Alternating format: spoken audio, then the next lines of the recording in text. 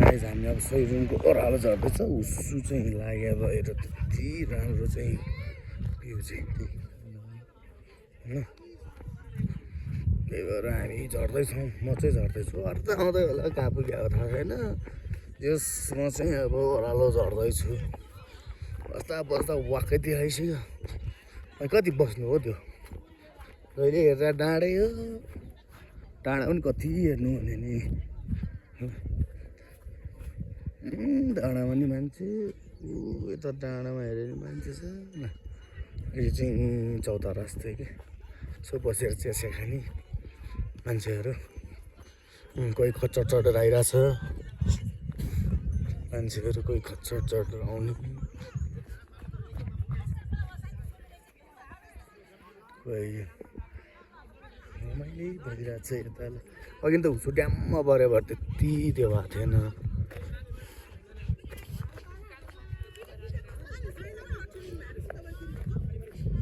बस्दैछु हेर्दैछु यो चाहिँ हामी माथि डाँडा चढेर आइसक्यो हामी माथि डाँडा चढेर म चाहिँ तल यता घाम लागेर रहेछ नि त्यही भएर तलतिर झरेर हो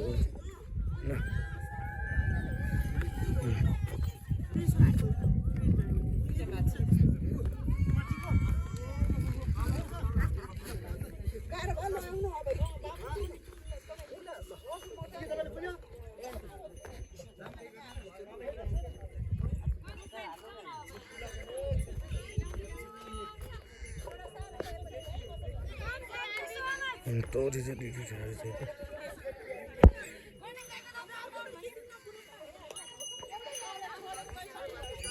जान्छु नि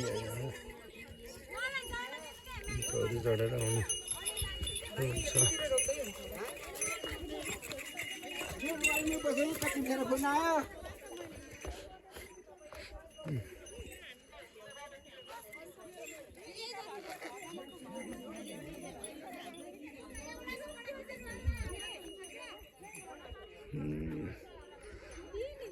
छोडेर आइसक्यो तलतिर म चाहिँ तलतिर ओह्रालो झर्दै हो एउटा चौरी आइरहेछ चौरी होइन खच्चड खच्चड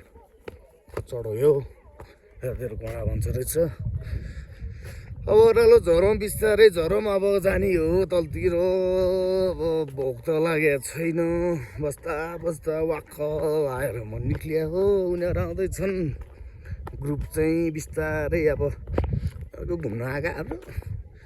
हामी त घुम्न नि कति घुम्ने भने नि घुम्दा घुम्दा वाक्क आइसक्यो अब फेरि भोलि जाने बित्तिकै फेरि काममा सुरु 2 दिन छुट्टी भएको थियो 2 दिन छुट्टीमा यहाँ यतातिर फेरि अब छुट्टी त नामकै मात्र हुन्थ्यो जतिखेर नि त्यही पनि रमाइलो घुम्न पाइएछ तल बजारमा पुगेपछि चाहिँ एउटा बोतल लिएर जानु पर्ला छोरीलाई बोतल लिएर चाहिँ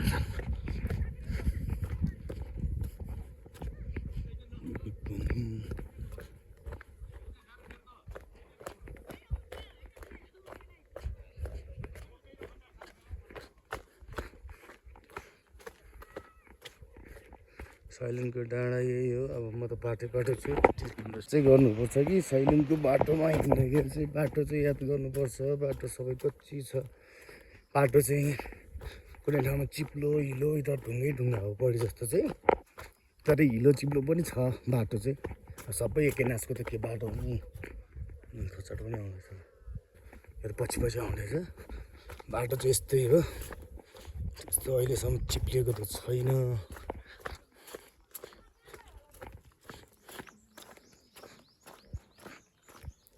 बाटो चाहिँ यही हो गाइस है अब यो हेर्दै यता जानु पर्दैन बाटो एउटै मात्र हो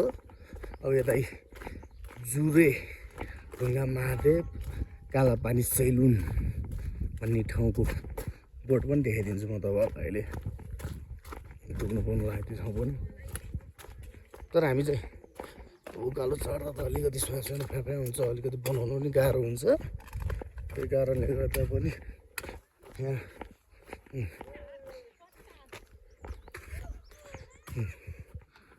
जुरे ढुङ्गा महादेव कालापानी भन्ने ठाउँ पनि छ यहाँ चौरी चाहिँ अब तल पिसिन्जर आयो होला लिँदा आइरहेको चौरीले मान्छे बडाले यस चौरीको दुध पाउने ठाउँ चौरीको छुर्पी पाउने ठाउँ घिउ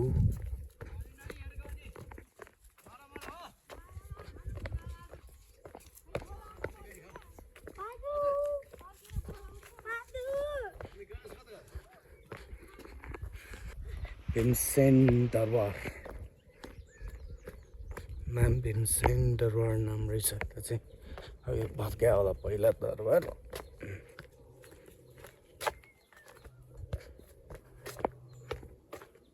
भीमसेन दरबार मन्दिर हो यो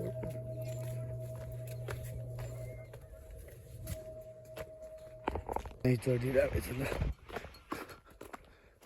चौरी गाई भर्खरदेखि दुईचोटि आउँदिनँ मैले चौरी गाई चाहिँ अहिलेदेखि बल्ल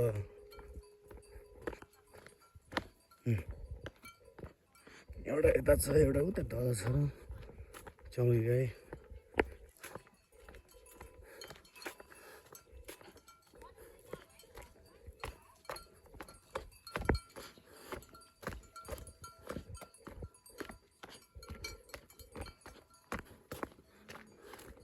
एउटा चौरी गाई यता छ ल हेर्नु है चौरी गाई यता छ ल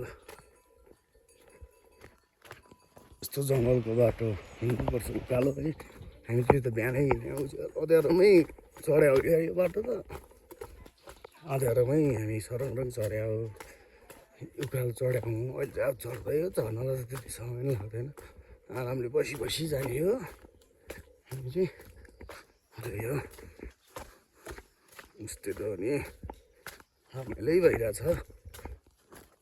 बाघ भालु होला भन्ने मात्र डर होला र खोइ बाघ भालु नहोला कि जस्तो पनि लाग्छ मलाई त यस्तो चिसोमा के जनावर होला र जस्तो पनि लाग्छ अब कसको हो के थाहा त्यो त